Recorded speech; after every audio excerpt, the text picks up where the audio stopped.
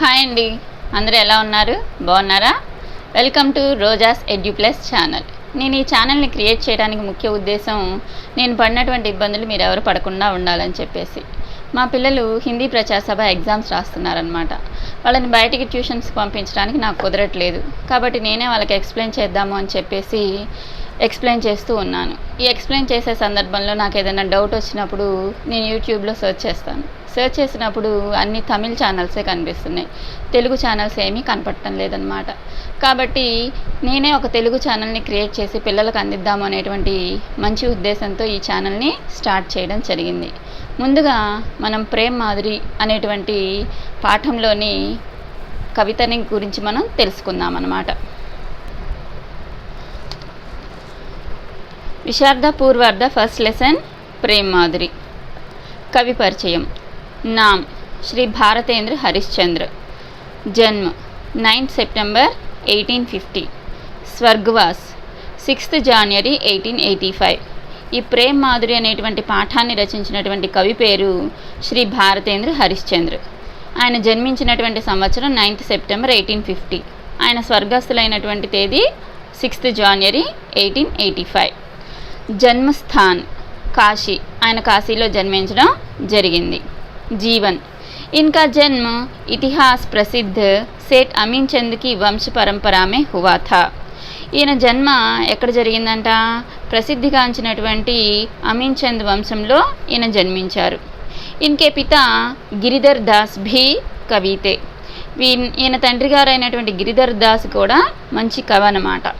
साहित्य रचना की दृष्टि से భారతేంద్ర బహుముఖి ప్రతిభాకే సంపన్నతే. సాహిత్య కోణంలో చూసినట్లయితే మన భారతేంద్ర హరిశ్చంద్ర గారు చాలా బహుముఖ ప్రతిభావంతుడు. इन्होंने नाटक, उपन्यास, निबंध, आलोचना तथा पत्रकारिता सभी विधाओं में अपनी लेखनी चलाई. ఈయన ఏమేమి రాశారంట? నాటకాలు, ఉపన్యాసాలు, నిబంధనలు, ఆలోచనలు, ఇంకా పత్రికల్లో కూడా రకరకాల విధంగా ఈయన రచనలు చేయడం జరిగింది. హిందీ సాహిత్య में भारतेंद्र हरिश्चंद्र का नाम स्वर्णाक्षर में लिखने योग्य है. హిందీ సాహిత్యంలో భారతేంద్ర హరిశ్చంద్ర గారి యొక్క పేరు సువర్ణాక్షరాలతో లిఖించదగినది. సాహిత్య పరిచయం. साहित्य में భారతేంద్ర का अमर स्थान है. సాహిత్యంలో భారతేంద్ర హరిశ్చంద్ర ప్రసాద్ గారి యొక్క స్థానము చాలా ఉన్నతమైంది. రచనాయే.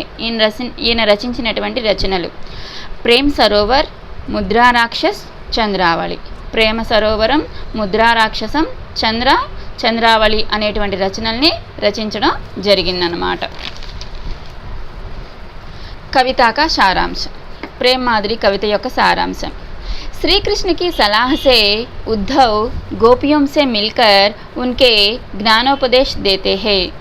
ఇక్కడ మనకి శ్రీకృష్ణుడు కంసుడిని వధించడం కోసం గోపికలు ఉండేటువంటి స్థానాన్ని, ప్లేస్ని వదిలిపెట్టేసి మధురా నగరానికి వెళ్ళిపోతాడనమాట. అప్పుడు గోపికలు ఆయన మీద ఉన్నటువంటి ప్రేమతోటి అల్లాడుతూ ఉంటే ఉద్ధవు అనేటువంటి ఆయన్ని శ్రీకృష్ణుడు గోపికలకి జ్ఞానోపదేశం చేయడానికి పంపిస్తారు. ఆ సందర్భంలో చెప్పేటువంటిదే ఈ ప్రేమ్ మాధురి. శ్రీకృష్ణకి సలహాసే, శ్రీకృష్ణుడు ఇచ్చినటువంటి సలహాతోటి ఉద్ధవ్ గోపియోన్సే మిల్కర్ ఉన్కో జ్ఞానోపదేశ్ దేతే హే.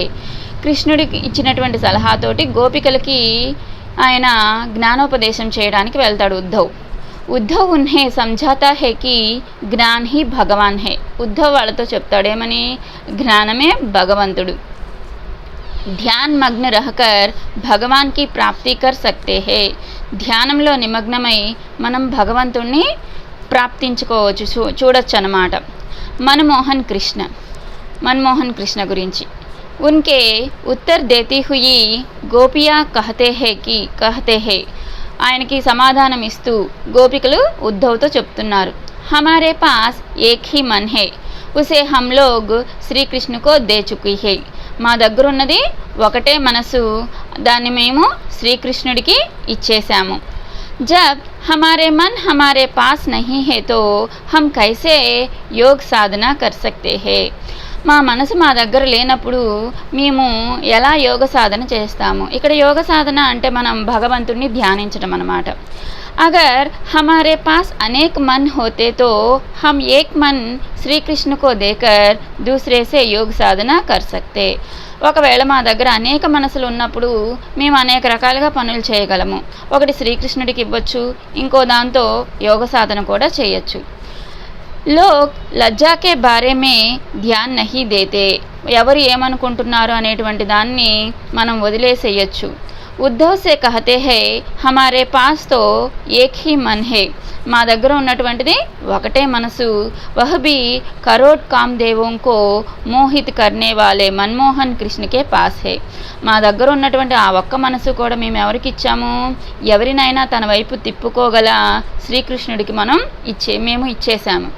ఇస్లియే హమ్ యోగ్ సాధన నహీ కర్ సక్తి, కాబట్టి మా దగ్గర మా మనసు లేదు, శ్రీకృష్ణుడి దగ్గర మాత్రమే ఉన్నది, కాబట్టి మేము ఎవరిని ధ్యానించలేము. ప్రియతమ్ కృష్ణ. ఉద్ధవ్ సే గోపియా కహతీ హే, ఉద్ధవ్ తోటి గోపికలు అంటున్నారు, ఆప్ జో కహ్ రహే హే వహ సత్య హో సక్తా హే, మీరు ఏదైతే చెప్తున్నారో అది నిజం కావచ్చు. బ్రహ్మ సర్వవ్యాపి హే, భగవంతుడు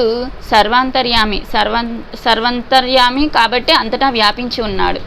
హర్ కహీ ఉన్హే పాసక్తే హే, ఆయన మనం ఎక్కడైనా పొందొచ్చు. పరంతు హమారే లియే శ్రీకృష్ణ హీ సబ్ కుచ్ హే, కానీ మాకు సర్వస్వం శ్రీకృష్ణుడే.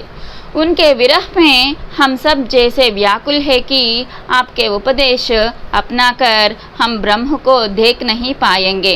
మీరు మేము ఎంత బాధలో ఉన్నామంటే మీరు చెప్పేటువంటి ఉపదేశాన్ని మేము వంట పట్టించుకొని భగవంతుని ధ్యానం మేము చేయలేము. हमारे मन श्री कृष्ण के दर्शन के लिए तड़प रहा है, మా మనసు శ్రీకృష్ణుని వీక్షించడానికి దర్శనం చేసుకోవడానికే తహతహలాడుతూ ఉందన్నమాట. తపించిపోతూ ఉన్నాము శ్రీకృష్ణుని చూడాలని. आप उनको यह संदेश दीजिए कि हमारी आँखों प्रियतम कृष्ण के दर्शन के बिना धैर्य धारण नहीं करती. మీరెళ్ళి శ్రీకృష్ణుడికి చెప్పండి, ఏమని, కృష్ణుని చూడకుండా మేము ధైర్యంగా ఉండలేము, మా కళ్ళల్లో ధైర్యం అనేదే ఉండదని చెప్పి ఉద్ధవ్ మీరన్నా వెళ్ళి శ్రీకృష్ణుడితో చెప్పండి అని చెప్పేసి గోపికలు ఉద్ధవ్ తోటి చెప్తున్నారు. स्नेहमयी कृष्ण. उद्धव से गोपियाँ आगे कहती है, जिस प्रकार एक ही म्यान में दो तलवार रह नहीं सके, ठीक उसी प्रकार हमारे मन में भी कोई और नहीं बस सकते. ఏ విధంగా అయితే ఒక వరలో రెండు కత్తులు ఇమడవో అదే విధంగా మా మనసులో కూడా ఇంకొకళ్ళకి స్థానం లేదు. हमारे मन के चित्त में आँखों में श्री कृष्ण की सुंदर छवि है. మా యొక్క మనసు యొక్క ఆలోచనల్లో కంటి చూపులో వీటన్నింటిలో ఎక్కడైనా కూడా మా మనసు నిండా కూడా శ్రీకృష్ణుడి యొక్క సుందర రూపం మాత్రమే ఉన్నది. వహా కభీ కోయి దూసరీ చవి నహీ సబ్ సక్తి, అక్కడ ఇంకా వేరే ఎవరికీ కూడా స్థానము లేదు. हम तुम्हारे జ్ఞానోపదేశ को मानने वाले नहीं है, మీరు చెప్పేటువంటి జ్ఞానోపదేశాన్ని మేము వినలేము. हमारे लिए श्री कृष्ण ही सब कुछ है, మాకు శ్రీకృష్ణుడే సర్వస్వం. మునియోं का సౌభాగ్య, మునుల యొక్క సౌభాగ్యం, వాళ్ళ యొక్క అదృష్టం ఏంటి అని. वृंदावनवासी मुनियों के सौभाग्य का वर्णन करते हुए भारतेंदु कहते हैं, బృందావనంలో ఉండేటువంటి మునుల యొక్క సౌభాగ్యాన్ని అదృష్టాన్ని వర్ణిస్తూ భారతేంద్ర హరిశ్చంద్ర గారు చెప్తున్నారు. ఏమని, जो श्री कृष्ण की मधुर छवि की उपासना के लिए पक्षी बनकर निरंतर उनके दर्शन करते हैं. వీళ్ళేంటంట, శ్రీకృష్ణుని యొక్క శ్రీకృష్ణుని నిరంతరం దర్శించుకోవడానికి అని చెప్పేసి వాళ్ళు పక్షుల్లాగా రూపం మార్చుకొని ఎప్పుడు ఆయన్ని చూస్తూ ఉంటారు.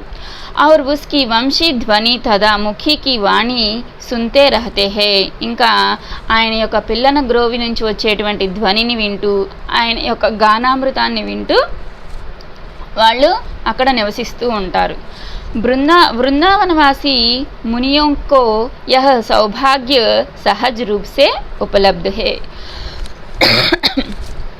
బృందావనంలో ఉండేటువంటి మునులకి ఈ యొక్క అదృష్టం సహజంగా లభించింది. బాకీ के लिए यह సౌభాగ్య नहीं है మిగిలిన వాళ్ళకి ఈ సౌభాగ్యం అనేది లేదు. విశేషత इन पदों से गोपियों की प्रेम मात्रा नहीं, भारतेंद्र हरिश्चंद्र के मन में श्री कृष्ण के प्रति जो प्यार है वह भी స్పష్ట होता है.